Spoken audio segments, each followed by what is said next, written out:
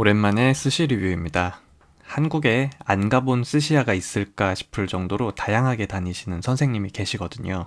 새로 생기는 스시야도 그렇고 셰프님들에 대해서도 정말 많이 아시고 스시에 관해서는 진짜 살아있는 백종원 같은 분입니다.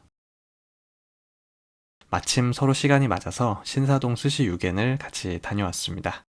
앞으로는 스시 리뷰를 하게 되면 음식을 순서만 간단하게 짚고 다시 처음으로 돌아와서 그 스시집에서 주목할 만한 부분 위주로 설명을 드리려고 합니다. 그게 보시는 분들 입장에서 식당 선택하시는데 좀 더 효과적일 것 같아요.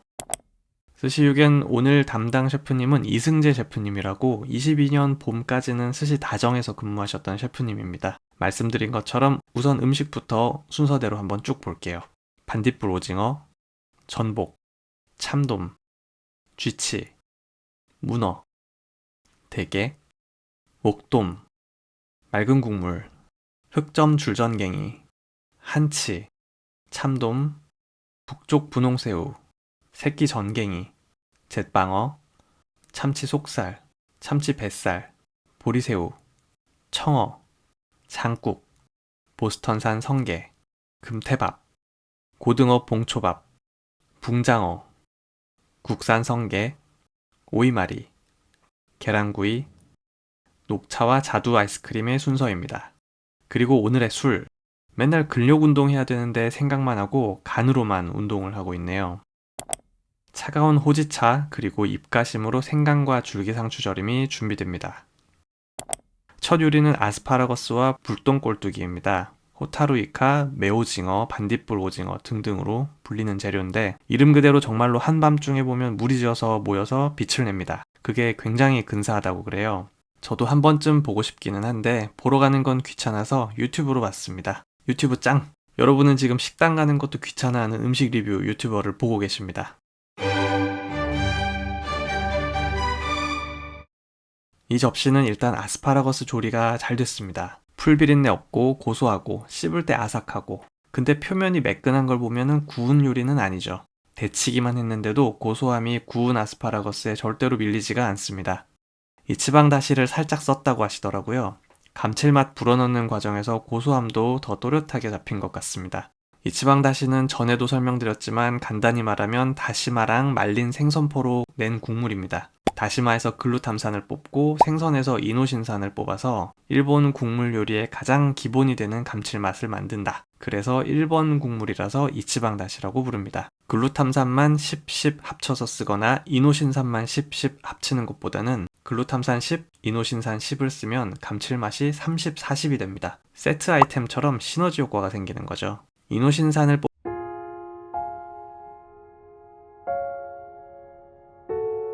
고소한 아스파라거스랑 감칠맛 좋은 그리고 은은한 스모크 향을 풍기는 불똥꼴뚜기. 그러면서도 각자의 식감 대조가 좋아서 완성도가 돋보이는 요리입니다. 근데 소스를 두 종류를 쓰셨어요. 노란색은 스미소입니다. 이름처럼 미소 된장으로 만드는데 시트러스나 설탕, 미림 같은 걸 더해서 만드는 새콤달콤한 소스고 투명한 건 토사즈, 젤리 형태의 소스죠. 이것도 이치방 다시 베이스로 새콤한 소스를 만들어서 거기에 한천이라든지 젤라틴 같은 재료를 넣어서 고체 형태를 불어 넣어주는 겁니다. 스미소에서 스, 토사즈에서의 즈, 이 두 단어는 발음만 다를 뿐이고 신맛, 식초라는 같은 뜻을 공유하는 단어예요. 그래서 저는 이걸 보면서 비슷한 역할을 하는 소스를 왜 두 종류를 썼을까 하는 궁금증이 들었습니다. 왜냐면 신맛이 둘로 나눠지니까 제 개인적으로는 다양한 신맛이 나서 복합적으로 좋다는 느낌보다는 통일성이 좀 흩어지는 느낌을 받았거든요. 회는 참돔 2점 주셨습니다. 숙성이 좀 많이 들어가서 살이 약간 물렀고 그러면서도 생선살이 결 따라서 찢어져서 흩어지는 감이 있었습니다. 달고 고소하고 감칠맛도 좋았는데 식감에 있어서는 이 사시미가 보여줄 수 있는 최선은 아니었던 것 같아요. 이날 같이 간 일행이 낮부터 쥐치 먹고 싶다는 얘기를 하셨는데 귀신같이 쥐치가 나왔어요. 쥐치 간에 간을 짭짤하게 해서 소스로 비벼서 나왔습니다.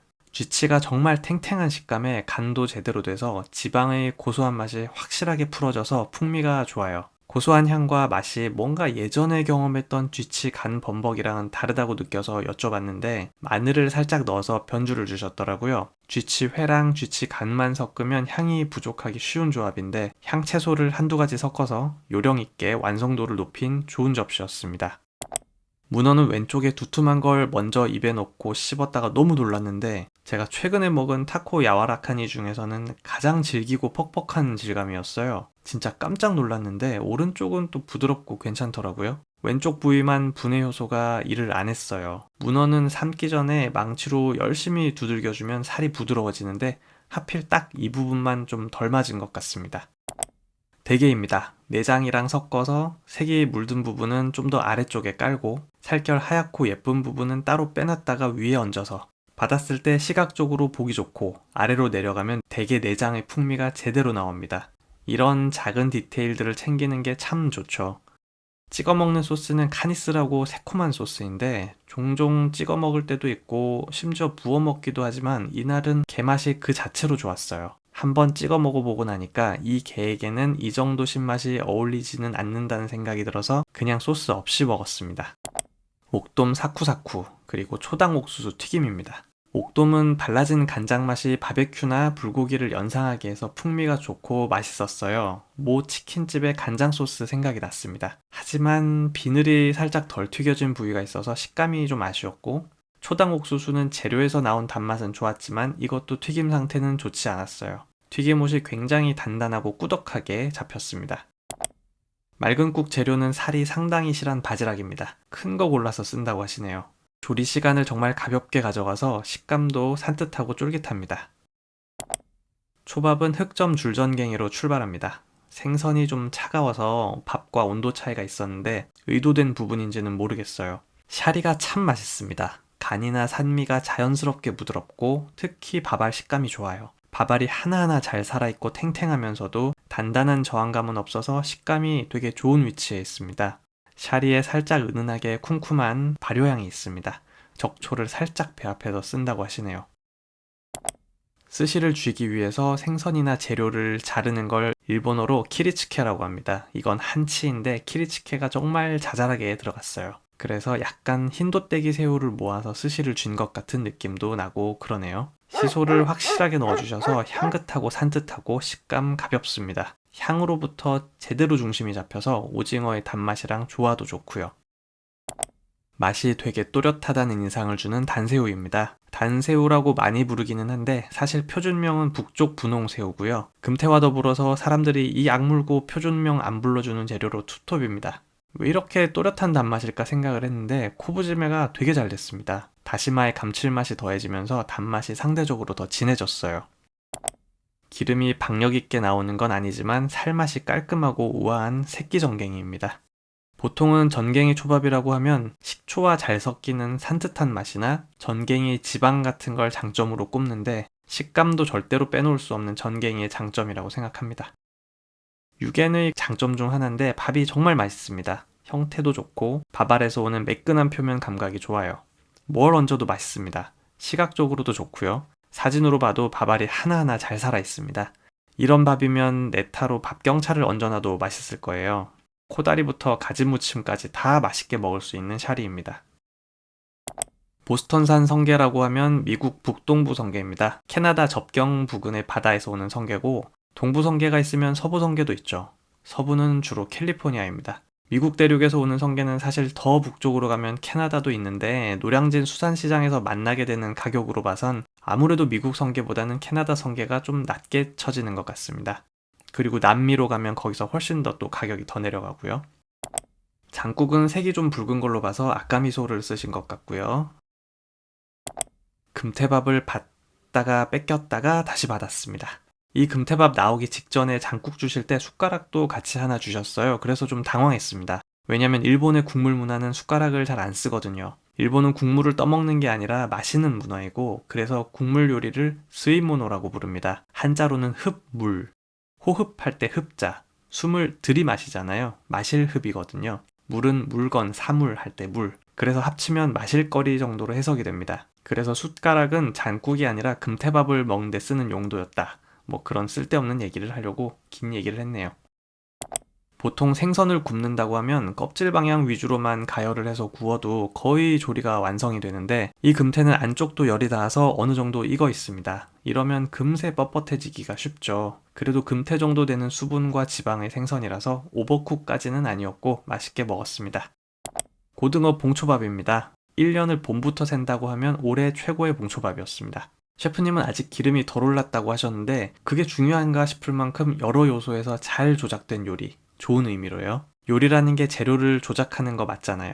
비장탄의 숯향, 소스의 달콤함, 초절임에서 오는 산미, 시소향, 청유자 껍질을 뿌려서 오는 상큼함, 밥의 단맛, 김의 고소함, 이런 정말 다양한 요소들이 너저분하지 않게 한 곳에 잘 모여 있어요. 술이 깰 정도로 맛이 좋았습니다. 바로 이어서 나온 붕장어도 좋았습니다. 과하지 않은 조리였고 수분감을 잃지 않는 선에서 잘 굽고 부드러워진 생선살이 니츠메 소스의 촉촉함까지 받아서 질감이 잘 이어진다는 부분이 마음에 들었고 저는 장어초밥은 포슬하면 포슬해서 부드러우면 부드러워서 바삭하면 바삭해서 다 맛있다고 생각하는 편인데 이걸 먹고 나니까 생각이 좀 정리가 됐습니다. 앵콜로는 국산 성게, 두 종류 성게가 나오니까 이게 또 좋은 부분이었고 근데 물론 오마카세니까요. 매번 있는 일은 아니기 때문에 앵콜로 성게 달라고 하시면 곤란해질 수도 있을 것 같습니다. 매실이 들어간 김말이 이것도 좋았습니다. 오이가 굉장히 많이 들어간 것 같지만 정말 잘게채를 썰어서 씹을 때 전혀 부담이 없어요. 상쾌함을 넘어서 호탕하게 입을 정리해줘서 인상 깊었습니다. 근데 김밥 모양이 좀 못생기긴 했어요. 계란을 먹고 나면 녹차랑 아이스크림. 녹차가 거품이 풍성해서 커피로 치면 카푸치노처럼 입술에 닿는 기분이 좋습니다. 자두 아이스크림은 질감으로 치면 이탈리아식 그라니타에 가까운 스타일인데 디저트라기보다는 클렌저에 가까운 맛입니다. 디저트를 목적으로 자두를 쓰기엔 단맛이 좀 많이 부족한 아이스크림이었어요. 중간중간 단점들도 말씀을 드렸지만 정말 잘 먹고 만족스러웠던 식사였습니다. 식당 운영상 전담 매니저 두기가 좀 애매할 수도 있는데 매니저님이 전담으로 계신 것도 되게 좋았고 주류에 대해서도 여쭤보면 잘 알고 계시는 분이 알기 쉽게 말씀해 주시는구나 하는 생각이 들게 설명을 잘 해주십니다. 접객 좋고 요리는 요리대로 스시는 스시대로 좋고 그 중에서도 특히 샤리가 좋고 그러다 보니까 가게 자체가 안정적이라는 느낌을 줍니다. 식당을 만드는 여러 요소들이 각각 제자리에서 유지가 잘 되고 있다는 인상입니다. 그런 인상을 주는 것도 큰 범위에서는 접객에 포함된다는 생각이 들고요. 잘 먹었습니다. 오늘도 시청해주셔서 감사합니다. 맛있는 거 있으면 미루지 마시고요. 저는 또 다음 영상으로 돌아오겠습니다.